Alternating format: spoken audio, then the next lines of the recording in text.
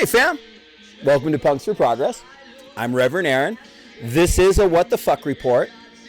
We're going to do a few things on today's show. We're going to be reading a short Malatesta essay like we always do. We are going to be taking some sneak peeks at a few of the recent episodes. Well, I've been working on a docu-series called A People's History of Amerikkka, and I have 9 episodes completed. It's a 10-part series, so I have to do the sort of finale episode, and then I'll roll out all the episodes, and you guys will be able to binge watch it like some fucking leftist punk rock DIY Netflix or some shit. But I'm going to go ahead. I've got some scenes queued up that I'm going to show you, like 4 of them from 4 different episodes from the series. So we're going to do some sneak peeks on those today. And for the second hour or so, maybe longer, who knows, we're going to hang out with a bunch of the members of the P4P fam. They're all hanging out, and we're just going to talk about what's going on in the revolutionary struggle today and what's on their respective radars in terms of the revolutionary struggle and stuff. So, jam-packed fucking What the Fuck report today. We are listening to Bauhaus. The album is called Burning from the Inside. It's easily my favorite Bauhaus LP.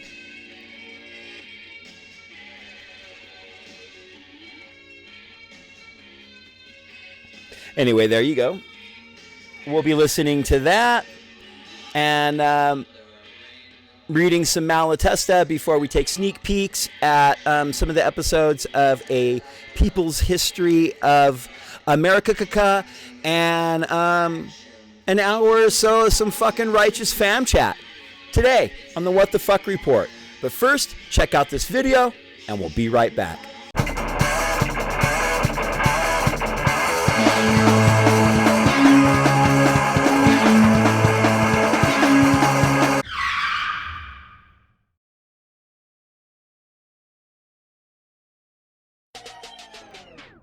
You've said things like, we are unapologetic about the reality that fighting fascism at points requires physical militancy. What does that mean? That means that when fascists come to our city to attack people, we are going to put our bodies between fascists and the people they want to attack and try to prevent them from doing that. When you say put our bodies, that sounds like a passive statement, but sometimes you are not just putting your bodies, but you are acting with your bodies. You're also hitting and you're throwing things and you're reacting violently. I think self-defense can look violent if you're looking at it as the person who responds in self-defense is as culpable, but we don't see it that way. We see ourselves as engaging in self-defense from groups who want to do our community harm, whose ideology is the ideology of genocide and mass murder. So in a sense of reaction, we see fascism as an inherently violent ideology. So when we disrupt its organizing, we see that as self-defense. The very presence of organizations and people who you would call fascist or fascist-leaning, that very presence is violent, and so your violent reaction would be self-defense. Although ideologically that's what you believe, in reality, in the legal system, that would count as assault. Does that concern you at all? Death to America.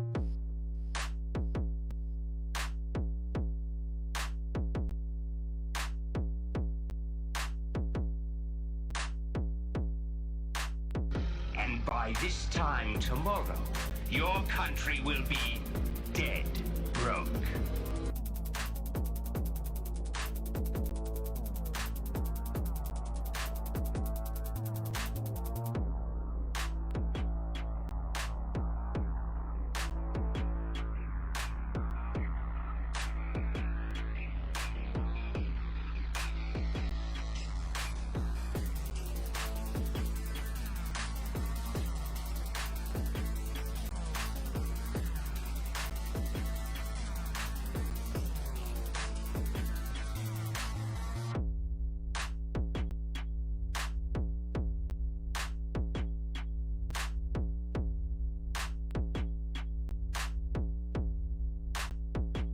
So you're saying that when far-right groups come here and throw demonstrations and have their rallies, they don't necessarily have to throw the first punch in order for you to react violently?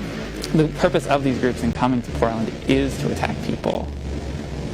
We can see on this upcoming rally on Saturday that they've stated that explicitly in numerous social media postings, that they want to hurt, maim, and they've made threats of killing anti-fascists. Why do you think they've come to Portland?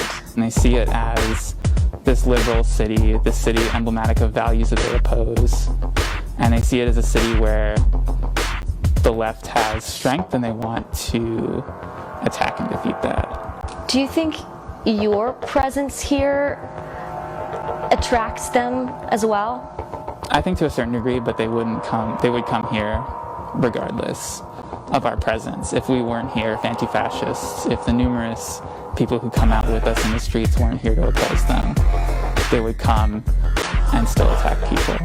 A lot of experts who study far-right groups say that what you're doing is actually playing into their hands. How would you respond to that? If we didn't show up to oppose fascists when they organized large rallies like the one coming up on Saturday, they would still be finding violence, but they would be finding people who are unprepared. You're here in sweatshirts and masks. Why do you wear masks? Why do you cover your faces? Primarily it's for our own safety.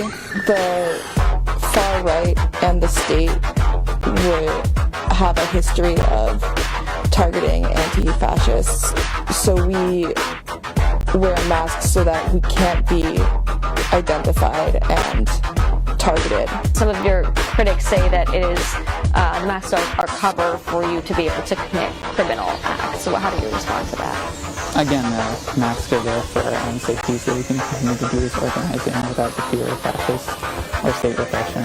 So you wouldn't remove your masks and say the things that you just said? Not on camera. Yeah.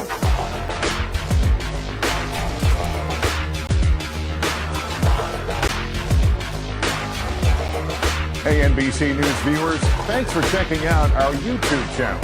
Subscribe by clicking on that button down here and click on any of the videos over here to watch the latest interviews, show highlights, and digital exclusives. Thanks for watching.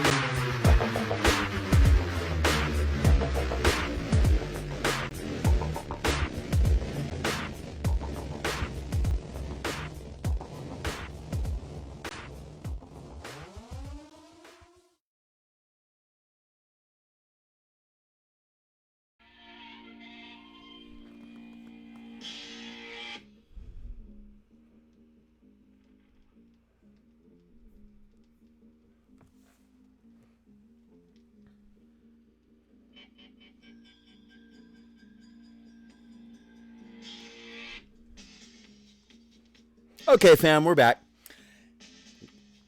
I'm Reverend Aaron. This is the What the Fuck Report, and it is time for a little bit of Malatesta from the Complete Works. I have been reading short, they're roughly 1.5 to 2.5 page essays. I'm only going to go through one section of this book, but I've been starting out every one, What the Fuck Report with it.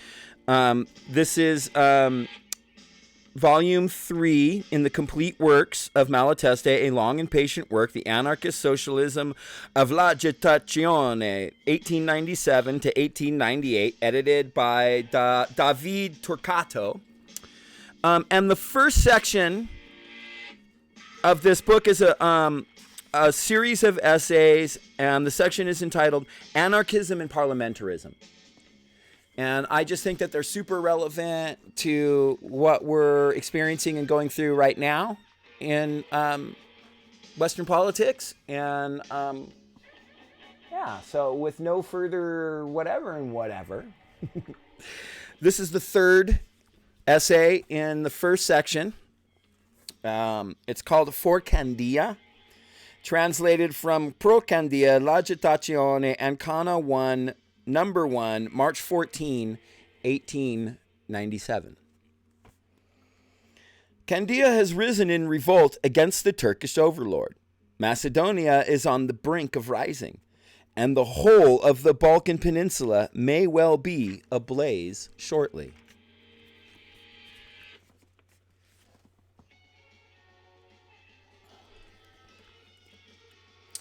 What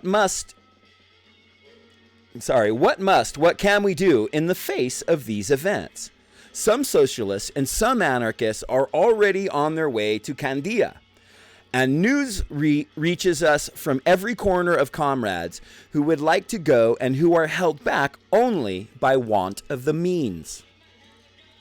We have the deepest sympathy for those generous souls and are especially delighted that the socialists, who usually dismiss us as sentimentalists and romantics, are not, when tested by events, quite the algebraic formulae that they might like to appear, and that they have human hearts and understand that man lives, is moved by, suffers, and is enthused also by things that Marxist theories struggle to explain. However, we must tell our comrades what our reasoning tells us. The Greeks refuse to be ruled by the Turks, in which they are 1,000 times right. They want to come under the rule of the King of Greece, and may they be spared what has befallen certain Italians. But when it comes to us, if we could effectively help these rebels, we should do so in the name of our ideas, which embrace and include all minor issues. We should fight to ensure that these peoples are truly free to determine their own fates. But we could never serve as the king's men. We could never accept in advance responsibility for all the vexations that are going to be visited upon Cretans, and others by the Greek bourgeois, and that will, we have no doubt, make them nostalgic for the Turk. For the moment, there is nothing to be said about Candia. This island is in the hands of the Greek king's men and forces of the European coalition. Its fate lies in the hands of the diplomats. The steadfastness of the rebels may afford the king of Greece a chance to dig in his heels and secure annexation, but the intervention of a few foreign volunteers, even were it to be allowed, can carry no weight. Our comrades' heroism would assuredly be pointless and might indeed prove cheap heroics, boiling down to a simple excursion trip. To Macedonia and Epirus, that is where the volunteers should be directed today. But they would need to be able to go in sufficient numbers and strength to pursue a policy of their own. Otherwise, few in number and mixed in with the Greek bands, not knowing the language, we would not only have to do the bidding of the king of Greece, but also impotently witness the inevitable slaughter of Turkish peasants. The inevitable slaughter of Turkish peasants. Because, and let us not forget this, over yonder, besides the hatred for the oppressor that we ourselves share, there is racial and religious hatred, with which is alien to us. We ask our friends, if it were a matter liberating traced, would they go if the only way of doing so would be enlisted under the king's colors or under Ibriani's? Given what we have said, it seems to us that in the actual circumstances, our own and those over there is nothing we can do. Let us take solace from that. There was so much that we could be doing, if we wish, against Italy's Turks. Now, there's kind of a lot going on there that if you don't have the historic context, it maybe doesn't make a lot of sense. And I'll be honest with you, I'm not exactly sure what the circumstances that were going on with Turkey at the time, the Greek and Turkish relationship. I'm not an expert on that history. And but what I gather from that is that Malatesta is saying that, look, man, there's fellow workers in other countries that are being oppressed. And, of course, we would want to be there to show not just, vocal solidarity, but physical solidarity with their struggle, right? But I think what he's stressing is that if you don't have sort of a firsthand understanding and account, a knowledge of their individual lived experiences, which culminate in a collective of lived experiences. But if you don't have insight to the religious disposition of the community and the sort of cultural, the things that are culturally peculiar to that atmosphere, and if you can't come and actually have their back in any way that matters, you're just a fifth wheel bumbling through that ends up watching their slaughter, right? Like, that's not to say you shouldn't ever go and lend your body and your support and your solidarity to struggles in other places, but you should do so methodically and in a well thought out manner, right? Like, you should make sure you really have a good, strong grasp on the material conditions on the ground for the community with which you're going to stand with, that you assume to go stand with. Make sure that you, that at the very least your body being there is useful. And if it is just that, just an extra body being there that they need, then great, then okay. But understand that that would be the role you're playing, or maybe you do have more experience or knowledge or something that could be useful to them. But again, you have to understand their individual lived experiences, their material conditions. Otherwise, you're not useful to them. And more often than not, that's a lot to undertake, and maybe there's things going on at home that your efforts could be better utilized for, like organizing with you people in your community or joining an anti-capitalist organization of some type and doing mutual aid work, or, organizing demos or forums, or, just advocating for the overturn of Western imperialist capitalism.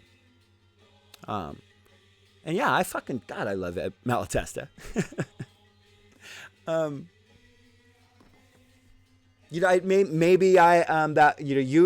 read it as it was. Maybe I have maybe I took that in a way that Malatesta didn't intend, but I still think the things I said were useful.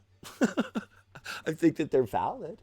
In the end, it's about maintaining solidarity, but mindful solidarity. Don't be introspective. Make sure that you're making a difference. Make sure that you have the capability to make difference. And if you do, fucking go do it. Go make that difference. Yeah.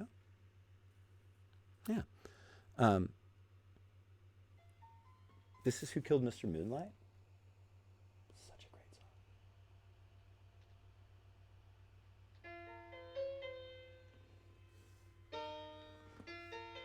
song. We are going to take a look at some, like I said, some sneak peeks of this documentary series I've been working on. It's called A People's History of Amerikkka.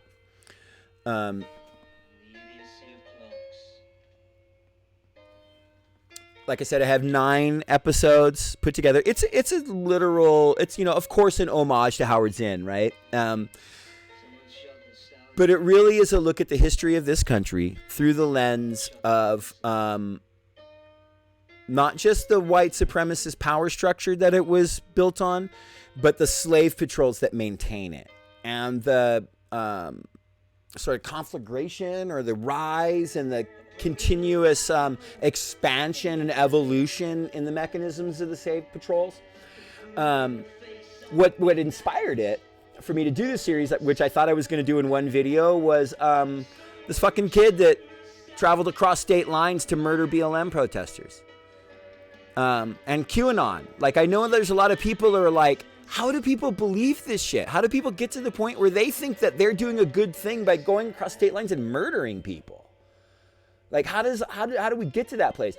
And then when you start hearing the things that they believe, like I said, the QAnon conspiracies, it sounds like some seriously batshit stuff. And what I wanted to show in this series is that while there is no foundations for in factual reality for any of the things that they believe, there is a real sort of I don't know how to describe it. It's it's not just that they willy-nilly latched onto a bunch of things that don't make sense. There's a long stream of talking points that have been sort of strung together and given rise to what we see now. And really, if you understand the history that led to it, it makes absolute sense that they believe that every single fucking Antifa is a liberal, and Pelosi is Antifa, and BLM is terrorism, and it's all pedophiles run by Democrats. Like, to anybody who understands what's really going on in the material world, that doesn't, that doesn't make any sense. But the people that do believe that, and there's a lot of them, there's some very, very specific reasons why they believe that.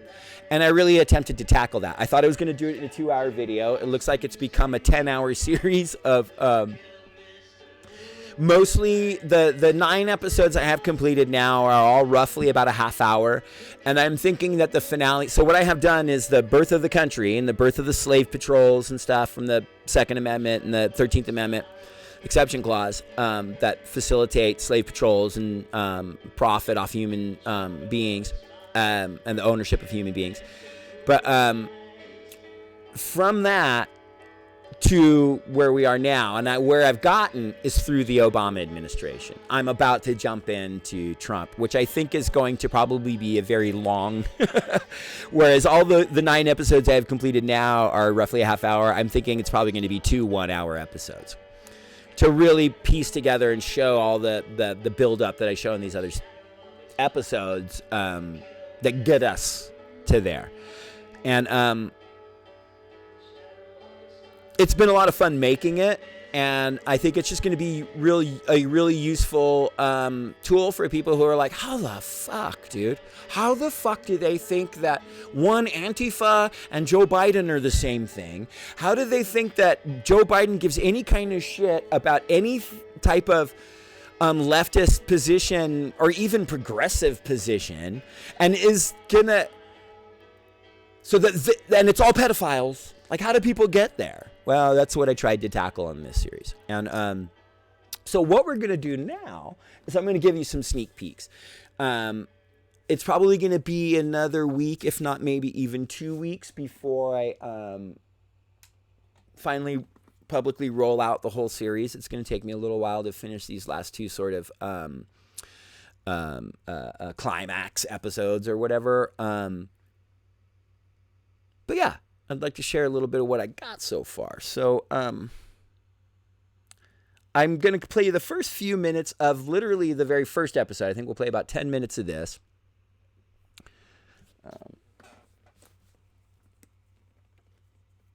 I have episodes. I want to play a scene from this one, episode 1.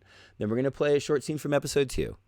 And then we're going to jump to what I believe is episode 6. And then we'll jump to a scene from episode 9. I think those are the numbers I had picked out. But yeah, so this is the opening of Slavery and the Police, A People's History of Amerikkka. Preserving slavery has always been the primary preoccupation of rich, white, American capitalist men.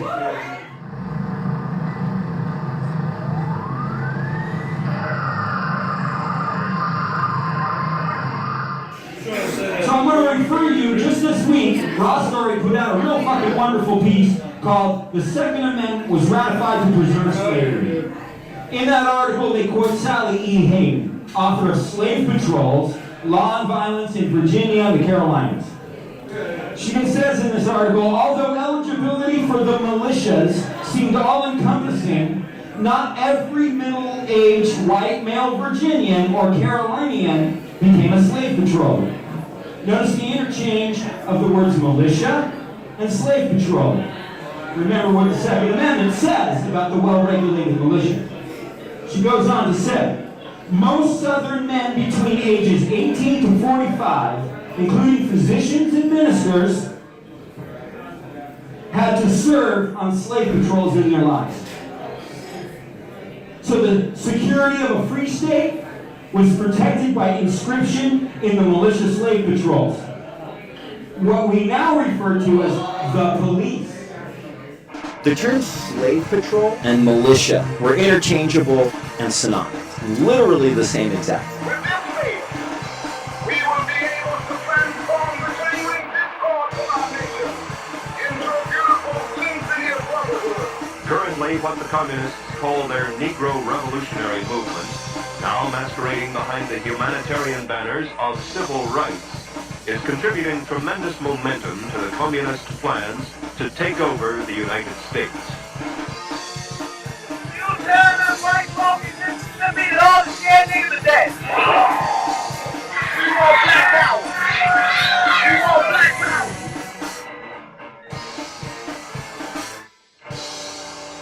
Equality of rights under the law shall not be denied or abridged by the United States or by any state on account of sex. The amendment would also give the federal government the power to enforce that principle. About Sacramento, I was like, damn, these brothers are bad. They're here up in Sacramento in the capital, packing.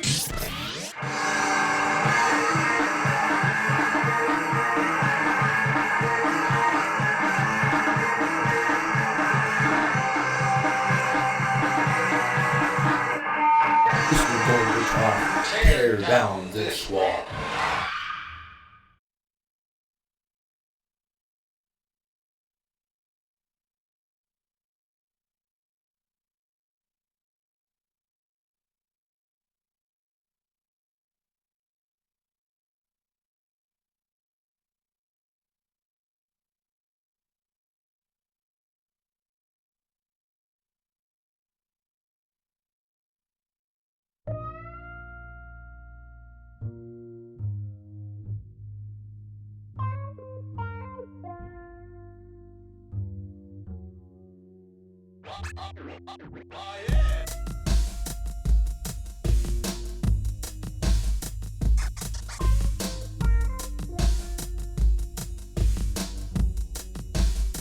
Hey fam, welcome to Punks for Progress. I'm Reverend Aaron.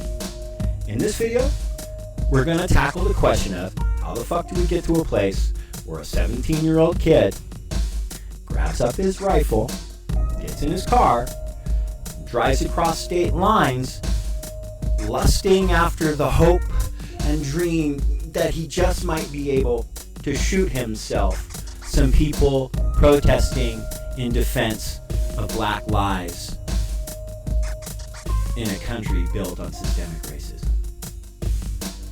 He ends up achieving his goal, shoots a bunch of people, murders a couple of them in the process, then casually strolls by the cops and is able to get in his truck and drive back across state lines and go home, all the while feeling like he's some sort of modern day version of a glorious warrior for God.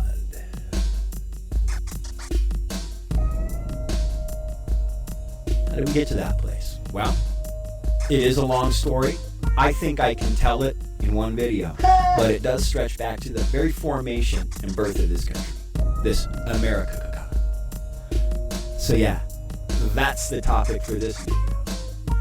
We're gonna go from the birth of Amerikkka to what we're seeing right now all around us in late August of 2020, when a heavily weaponized, heavily armed, heavily brainwashed death cult militia has set its sights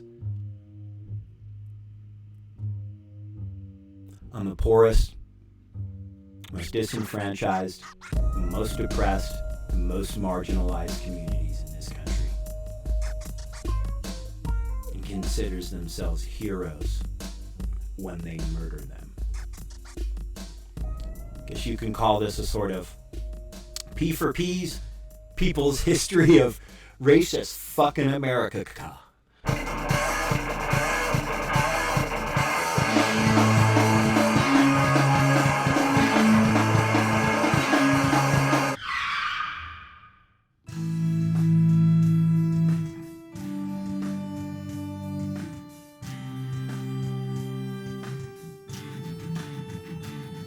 Okay, fam, we're back.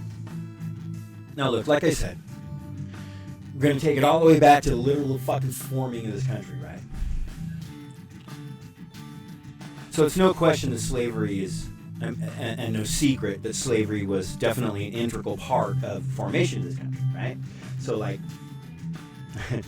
you've got a bunch of wealthy white dudes who have enough money to buy other people and then buy up a bunch of land, or they just gift themselves the land at the expense of the indigenous people that they slaughtered once they got here. And then they use the labor of the people that they purchased on the land that they stole or purchased from the people who stole it to build vast, vast fortunes for themselves. In the midst of all this, these wealthy landowners decide we don't want to give money back to the crown in England anymore. So we're going to set up our own country. They have a revolution and they set up a constitution, and within it they're keen to declare that black people are only 3/5 human so that they can own them. And then they put what I think is one of the most telling amendments to the Constitution. It tells us so much that we need to know about the core foundations upon which Amerikkka was built. And that's the Second Amendment. Now, trust it's not for any of the reasons that that gun nut people think. Okay, so you've heard much about the well-regulated militia. What's important to understand, and so that the Second Amendment says that the right, for the purposes of a well-regulated militia, the right to keep and bear arms shall not be infringed. If you look at the time, the framing of this amendment, the terms slave patrol and militia were interchangeable and synonymous. They were literally the same exact thing. They weren't trying to be tricky when they wrote militia. Everyone there in the room understood they were talking about slave patrols. This is just one of the words they talked about. And what they were if the people that had been purchased by these white people escaped the bonds of forced slavery, they could call up different people from the community to grab up their guns and go track down these people who had escaped the ownership of these rich white descendants of Europe. That's what the Second Amendment was about. It's not about a well-regulated militia to protect the country from the, some invading force from outside. This is literally about understanding that one of the foundational elements of American capitalism was the slave trade, and was the cotton trade and the plantation industrial complex, if you will, that the entire economic structure of this new country would be built on. The fantastic wealth and prosperity would be built on the labor of these people that they had stolen from their land in Africa and brought here to be purchased and owned, and their labor stolen from by rich white people. And they put in that document the infrastructure in which to say, okay, look, we have to make sure that these people that we stole and that we're going to force to build our fortunes on don't pick up and run away. It's the Second Amendment. Well, at some point, there's a civil war, right? Okay, fam. So yeah, there's a little clip there for you from episode 1. You want to see the whole thing? You're gonna have to wait. If people are smart, I think they know they can find the videos on a playlist, whatever. But I do have. So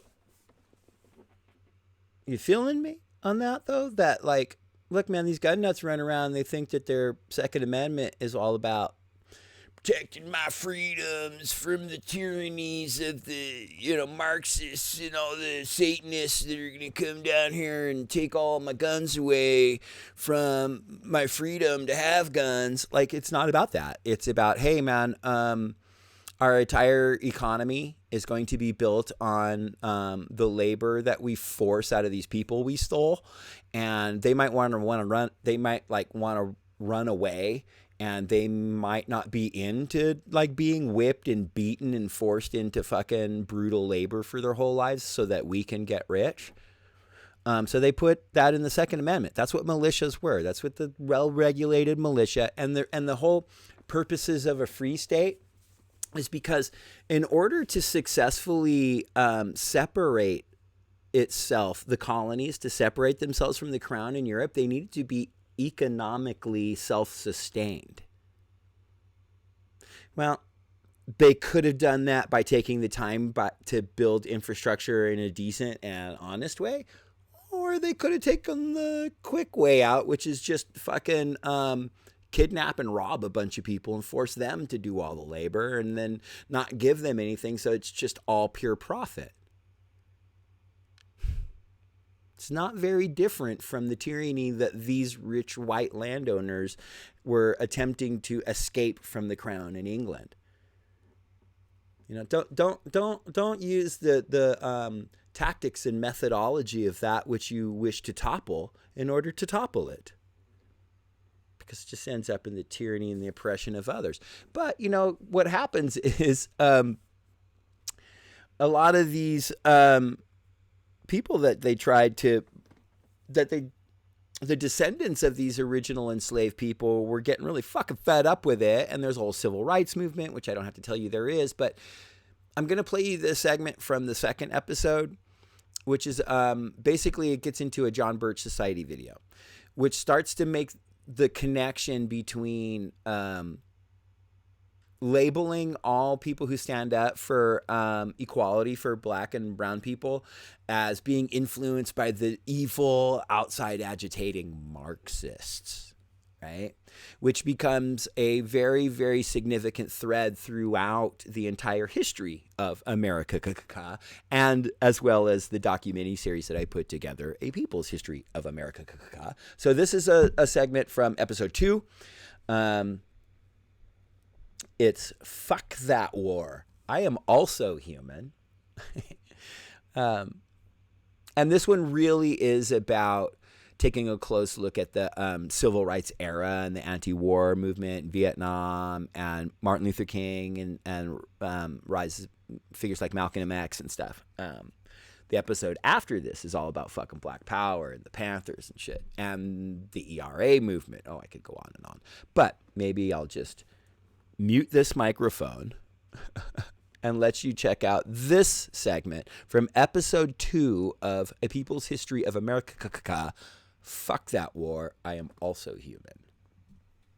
Going into the 50s and 60s, race and the South returned to the forefront of national politics, with the civil rights movement attempting to end segregation and ensure blacks truly have the right to vote. The civil rights debate isn't a purely partisan issue. It's more of a regional issue, with Northerners from both parties supporting it and Southerners from both parties opposing it.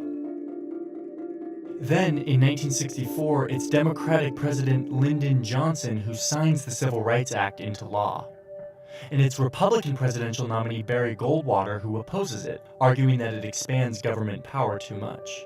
A massive switch-up takes place. Black voters, some of whom had already been shifting from the Republican Party, convert almost entirely to their new advocates, the Democrats.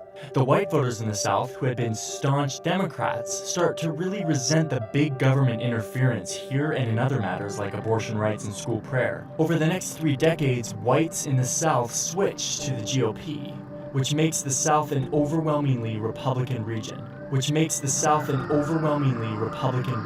And what you see the second that the Martin Luther King and then and amazing figures like Malcolm X come out of this, right, and start to demand power and equality for Black Americans. Well, the Klan, rears its head. And the John Birch Society, they come out and they push all this garbage, which will be relevant, you'll see when we get more into what's happening in modern times. But they push out these talking points that, like I said, from the John Birch Society and from the Klan, that, outside agitating Marxists are influencing Martin Luther King and Malcolm X and, stirring up what are otherwise very peaceful, good Black people. They didn't call them Black people. They use that N-word with hard R. Our good N-words that, normally don't cause nobody no trouble. Getting all stirred up by these outside agitating Marxists.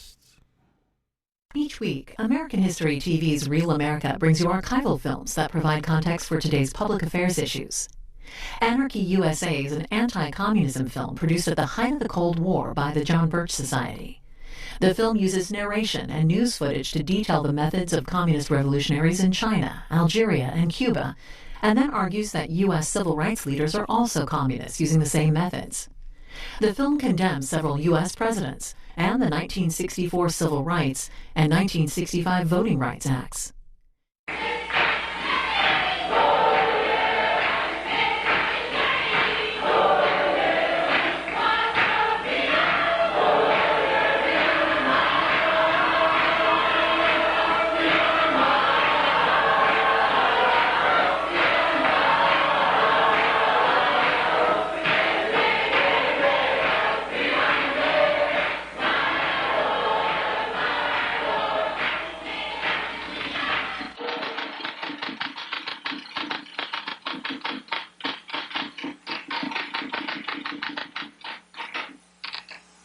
Anarchy, the breakdown of law and order, a chaotic reign of terror, mob rule and rioting, the collapse of government authority. These phrases ring strange in the ears of Americans, and for good reason. Through the years, America has stood as the world symbol for law and order. Our government is responsive to the will of the people. Our courts and legislatures provide the mechanics for a peaceful redress of grievances. And the policeman on the corner has traditionally been looked upon as a friend, not as the instrument of a tyrant. Anarchy, well, that was something we read about in our newspapers that was always happening in other countries. Perhaps the people in other countries had just reasons to riot against their governments. After all, many of the nations of the world are dictatorships in one form or another. What business was it of ours, anyway? Newsworthy, perhaps, but it could never happen here. Then, in the summer of 1964, widespread rioting and looting suddenly broke out in Harlem, in Rochester, in Newark, in Jersey City, in Philadelphia, Cleveland, and Chicago, all within a few days of each other. It was as though an unseen hand had given the signal. Then, on August 18th, 1965, guns replaced nightsticks in the hands of law enforcement officers as the Watts area of Los Angeles literally burst into a cauldron of insurrection. Thousands of rioters roamed the streets both night and day, smashing and looting, and setting the torch to over 50 square miles of the city. Hidden snipers held police and firefighters at bay as fires raged unabated. At least 35 Americans died in the violence and gunfire. The sheer magnitude of this monstrous madness strained the abilities of the civil authorities, and the California National Guard was sent to Watts with orders to quell the violence with brute force if necessary. The spectacle of American soldiers shooting it out with American civilians was even more shocking than the rioting itself. The nation was stunned and horrified. No smugness now. This time, it wasn't a foreign country. This time, it was Anarchy USA. The degree of communist influence in these riots has been subject of much discussion and controversy. For a solution to this controversy, let's review the events of recent years, both at home and abroad, in light of the communists' own plans for world conquest. For Mao Zedong, a new regime promised reforms, but the communists were not interested in reform. They were dedicated to revolution. Fidel Castro, a young, well-trained communist revolutionary with much experience, seized upon the issue of corruption in government as he undertook the creation of his revolution. This they do by hiding the true communist objectives behind appealing slogans and pretended humanitarian goals. As Stalin explained, the revolutionary accepts reform in order to use it as a cover for his illegal work. Mao Zedong exclaimed, "We are not striving for the social and political communism of Russia. Rather, we prefer to think of what we are doing as something Lincoln fought for in the Civil War, the liberation of slaves." In the United States, those books which praised Mao Zedong as non-communist and an agrarian reformer were advocated reading, and some even became book club selections. Men, women, and even children came under this merciless scourge in the name of freedom. These cities, and the cities which lie within their spheres of influence, became known in communist writings as the Black Belt of the South, and were to constitute the nucleus of a future Soviet republic. If all goes according to the communist blueprint, Americans will believe that the chaos and violence has something to do with civil rights. Our enemies were quick to find our weakest point for their attack. They knew that racial differences could provide them with an excellent wedge to divide our people. Which just stirs up all the white people and then tells white people, so you're under threat. They're coming, they want to let all of these Marxists want these black people to attack you and come rape your women. So they come out and they just start violently murdering black people on the street, and any black person is the one person that either did or didn't maybe get accused at the very least of raping someone, and you know, the lynchings across the country. And so in the face of when they escalate the violence against the black community for daring to say, hey, wait a minute, maybe we deserve to be equal like everybody else.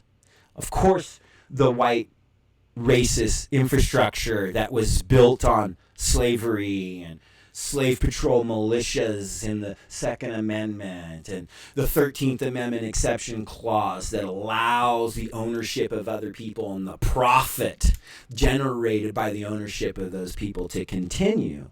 Well, all of that senses danger, senses itself at risk in the face of black people standing up to that and going, hey, wait a minute, this is a systemically racist country, and we're just as much human beings and have just as right to the fruits of this supposed free fucking country as anybody else. Okay, fam. So that is a segment from episode 2. Get to see how the some of the early foundations of the, oh my God, the Marxists are coming, begins. And make no mistake that the John Birch Society was closely aligned with the Klan at that time. And they're still closely aligned with the worst, foulest, racist people like, Ron Paul and oh, geez. Anyway, now, look, let's go ahead. I want to jump forward to, this is part 6. This episode is Nazi militia meets ATF. So this is the video from basically the Clinton era, which is when what we're going to see in the next couple of videos is basically it's hopefully it'll get you a basic rough idea of how the militia movement has really come together and how it makes so much sense that the Boogaloo exists in today's climate, right? It's not a weird thing that just popped out of it's not a 2020 manifestation. It's a culmination of a long history. And I mean, it takes me a few episodes to really put this together, but we're going to give you some bits and pieces of it in these next 2 clips. And that's all I'm going to give you. You're going to get 2 more clips. And then, I'd like to check in and see what's happening with the P4P fam. There's a few of them waiting to hang with us. So, okay, let's go back here. And this is, like I said, this is from the episode's part 6 of A People's History of America. Nazi militia meets ATF. Play roughly 10 minutes or so of this. I think it's a little less. I can't remember what I had mapped out. But hold on, a little more Bauhaus before we move on to Nazi militia meets ATF.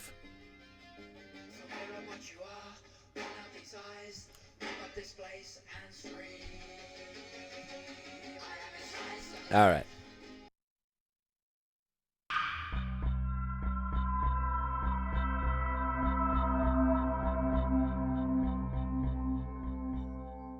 So Clinton comes into office in 1992.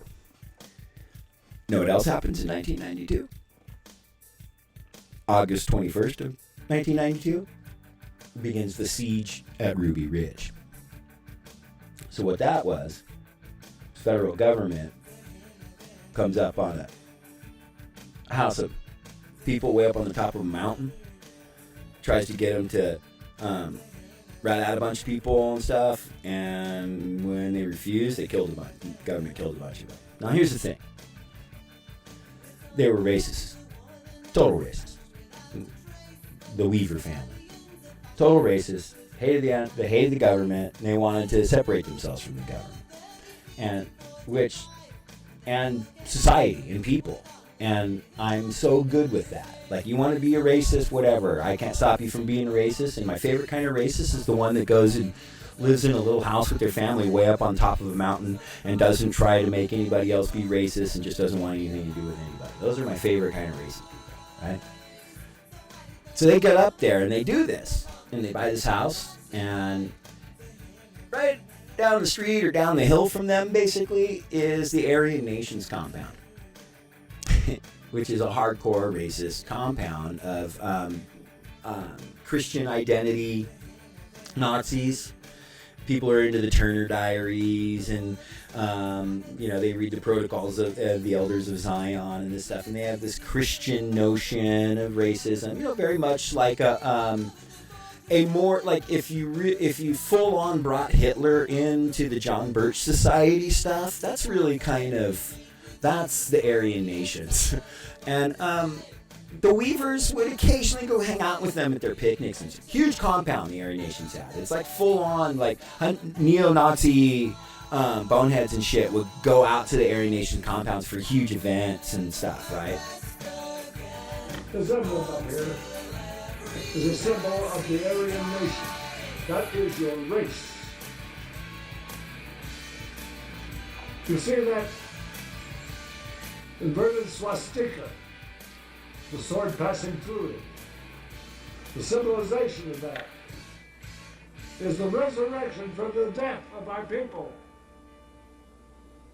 by Professor Waddell, the great Aryan historian, who said that symbol denoted nothing less than the resurrection and the victory of the Aryan race over the darkness of death and hell. Richard Butler was an aerospace engineer who retired in the mid-70s and moved to North Idaho with his wife Betty. They bought some property and later changed the mortgage and the deed to Church of Jesus Christ Christian, tried to make their land, their property, a nonprofit church. And that was basically the birth of the Aryan Nations. And by 1981, they burned the first cross there on the property and started holding annual Aryan World Congresses. Richard Butler was not a person that was dynamic, and he was not a great speaker, but he was quite effective at publicity. And so he was able to get a lot of publicity, not only with national media, but even at times international media. And I think they were fascinated with the idea that he created these two organizations. It was somewhat unique in the sense that his political arm, which was neo-Nazi, or really not the Nazi doctrine, was the political arm, and then to have a religious arm. That really resonated with interest with the national media. And so they would come, and he would do two things a year that would draw media. Oftentimes in April, he would have a racist skinhead youth conference. And then in July, he'd have his so-called World Congress of the Aryan Nations, and he would draw about 300 in the mid-'80s of that each year. They'd come from Canada and all over the United States. Butler believed in what he called the territorial imperative, that white people should flock to the Northwest and that they should leave the Southwest to Hispanic folks and the Southeast to black people, and I guess the Northeast to Jews. He had this idea that somehow the country, the United States, could be somehow parceled up into different regions where different races and ideologies could live with their like-minded individuals and people with the same color skin and the same belief system. And initially there was a lot of disgust, but there was also a lot of people just didn't want to register an opinion. As long as they don't bother me, I'm not going to bother them.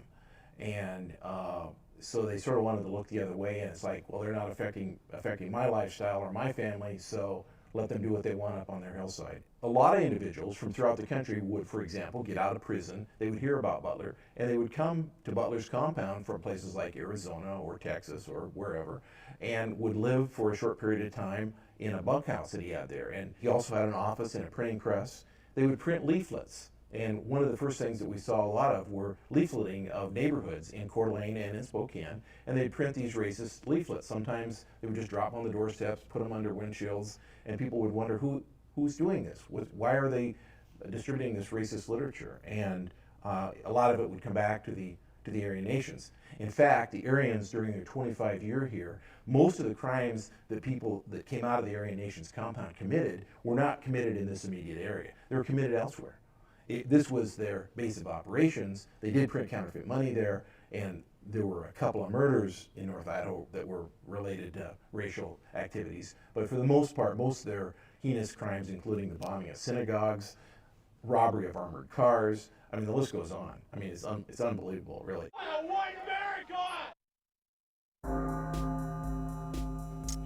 But the Weavers would go hang out with these people and go to their barbecues and whatever when they needed that human interaction, because as much as they wanted to be isolated, people just you gotta chill with people every once in a while. And anyway, it turns out there was some people who were maybe a lot more outspoken and militant in their racism than the Weavers may have been, but they were still cool with chilling with them, and they did. ATF, government, Clinton, whatever, this new administration comes in and wants to target the Aryan nations, right? Because they're a haven for people who have been committing bombings and terrorism and killings all over the country, right? And one of the ways they decide they want to target this compound is via the Weavers. They know the Weavers are in guns and whatever, and they get the Weavers to do some stuff like modify a gun, and it turns out it's an illegal way of modifying the gun, so they charge the Weavers with it, and then they come to them and they say, okay, now look, since we're charging you with this thing, we'll let that go, but we want you to go down to the Aryan Nations compound and fucking roll over on them, and wear wires and do whatever. And he's like, fuck you, I ain't doing that. And he didn't, so it became a standoff in which the federal government ended up killing his wife and one of his kids. Meanwhile, while this is happening, this totally won over Heartland America to the far-right, anti-government, now burgeoning militia movement that's aligned with the Aryan nations. It's getting a lot of love from them suburban fucking people home going, yeah, well, who's this Clinton in there coming in, taking away their America? This is just good Americans who want to live up on top of a mountain. Now again, it is overstep. Again, this is what Democrats do. They come in and act like they're the bastion of being against all the racism and all this shit, and then they come in and do this stuff, and it's like they get treated like they fucked up somehow, like it was some mistake. And it's just two sides of the same coin, these Democrats and these Republicans, right? But they'll target even people that essentially served their purposes well just a year ago. They're happy to, under a new administration now, target that community because it's all about oppressing the people, the masses. Street thugs are never a part of the ruling class that they so feverishly and so with such religious fervor fight to defend, because they have the illusion that they'll somehow be allowed entree into these ruling class realms, which they never will. And so even though they're out, in one administration they're loving them, like under a Reagan, or now as you see under Trump, they're the greatest people ever. But in a moment they'll pull out the Night of the Long Knives.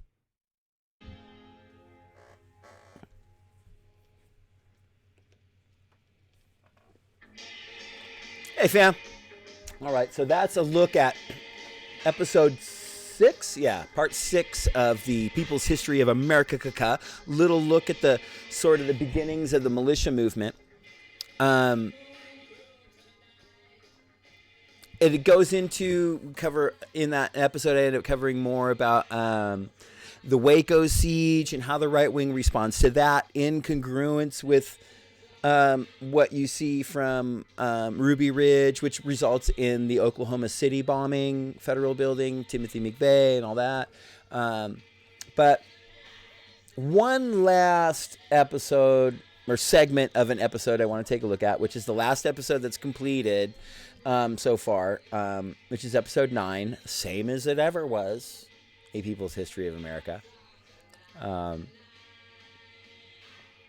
And this is, again, it's in the Obama era, we see the real hyper intensification and real solidification of the foundations and base infrastructure for the violent right-wing militia death cult we see today. So here. Nope, I want to go here. So this is a segment from Same as It Ever Was, A People's History of Amerikkka, episode 9. It's on the towels tonight, I say. Honeymoon. It's fading fast. Gotta get straight. Touch from the sidewalks.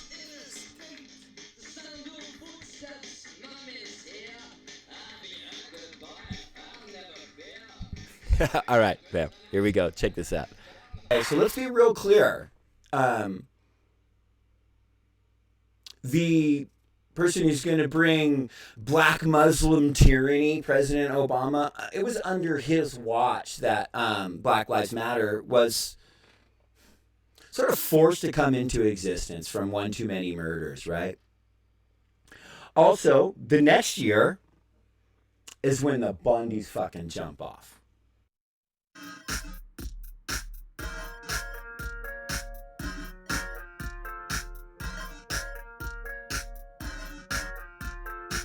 I want to tell you one more thing I know about the Negro. When I go to Las Vegas, North Las Vegas, and I would see these little government houses, and in front of that government house, the door was usually open, and the older people and the kids, and there's always at least a half a dozen people sitting on the porch. They didn't have nothing to do. They didn't have nothing for their kids to do. They didn't have nothing for their young girls to do. And because they were basically on government subsidy, and so now what do? They abort their young children. They put their young men in jail because they never learned how to pick cotton. And I've often wondered, are they better off as slaves, picking cotton, having family lives and doing things, or are they better off under government subsidy? this confrontation, which didn't involve any bullets being fired, certainly involved rifles being pointed at the federal government. One of the wildlife trucks was rammed by an ATV. One of Bundy's sons was tased, and it started to get pretty heated. There were some people on the side of Bundy that were arguing that women and children should be put up front, so if there was some kind of event, that it would look like the federal government was shooting women and children. But needless to say, the Bureau of Land Management de-escalated all of this by just kind of walking away from the situation, saying that it was too hot, it was too heavy, something bad was going to happen, and they would get the cattle some other way. After this occurred, Clive Bundy ordered the sheriff to de-arm all federal officials and bureaucrats in Nevada. Of course, they didn't do that. That made him very mad. But that's kind of where that situation stands right now. Bundy has never really been punished for his $1 million fine or for refusing, to follow court orders or any of that jazz. But now we're in Oregon, and how did that happen? Well, Dwight and Stephen Hammond. These were two guys that set fire to some of these lands that they claimed they owned, were state lands that the federal government didn't own, and they were convicted. They were convicted of arson, and they were sent to prison where they had to show up the other day. And that's when members of the Bundy family and the Hammond family, along with about 150 armed militiamen, took over this facility in eastern Oregon as a stand, as saying basically that this building isn't owned by the federal government, it's owned by the people, and they're basically showing force to say that we're not going to take it anymore. President Donald Trump on Tuesday pardoned Oregon cattle ranchers Dwight Hammond and his son Stephen after both were convicted on arson charges in a case that sparked an armed occupation of the Malheur National Wildlife Refuge in 2016. The Hammonds were first convicted of crimes under an anti-terrorism act that required a mandatory minimum jail sentence of 5 years, but a judge gave them much shorter terms. That prompted an appeal from the Obama administration in 2015, and the two men were resentenced to serve out the remaining years of a 5-year term.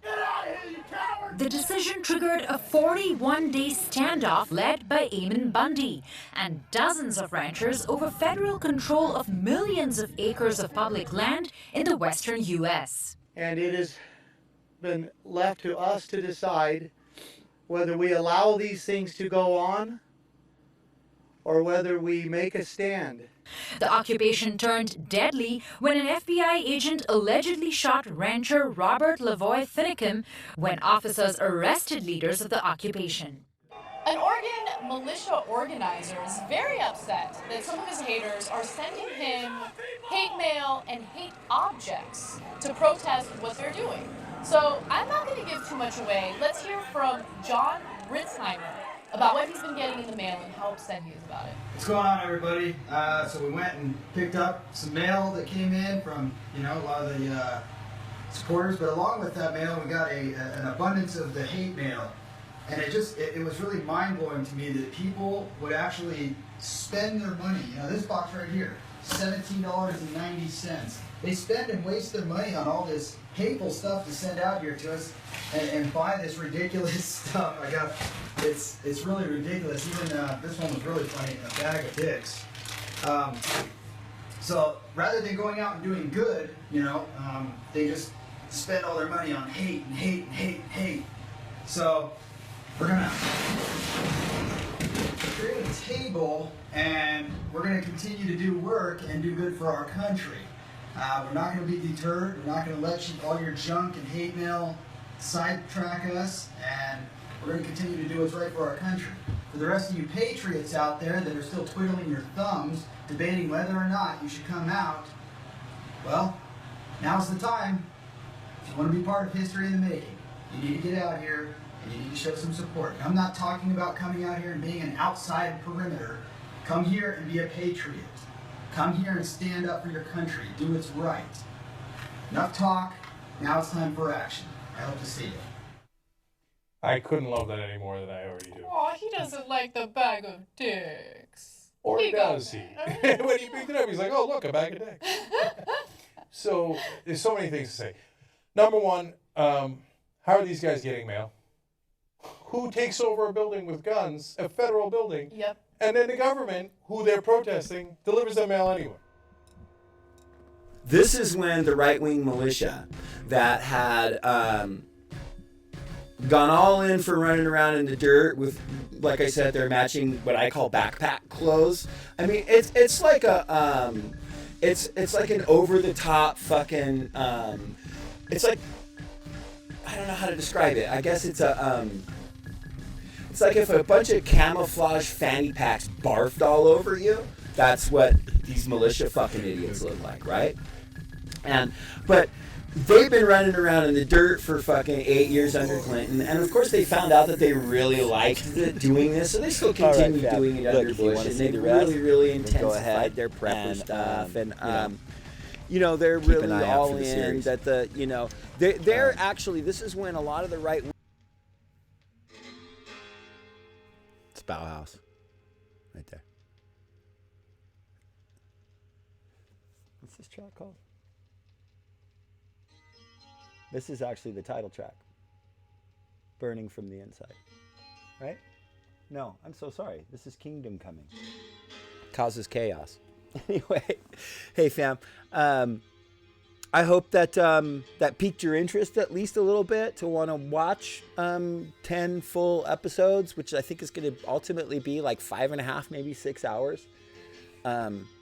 So yeah, it's fucking DIY fucking Netflix binge fucking shit. But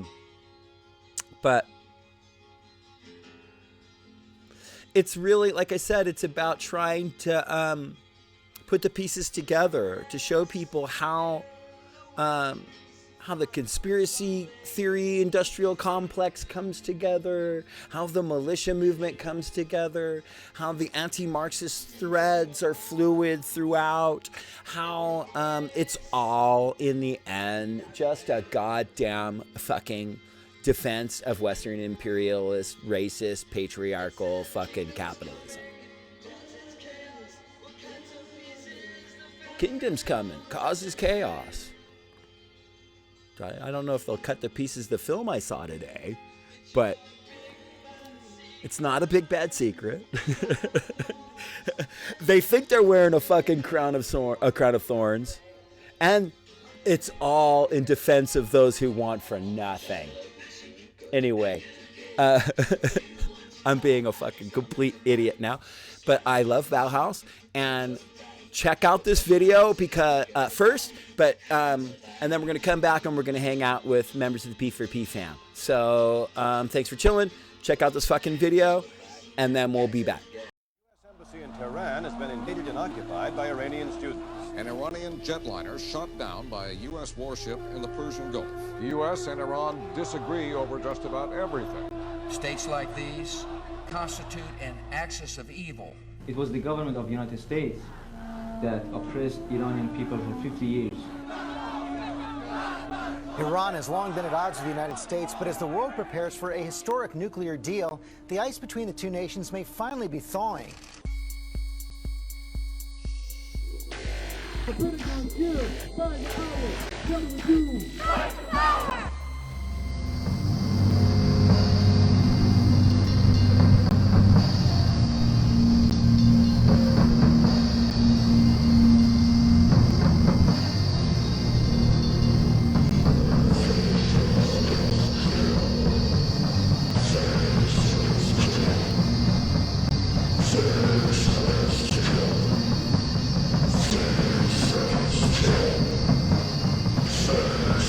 So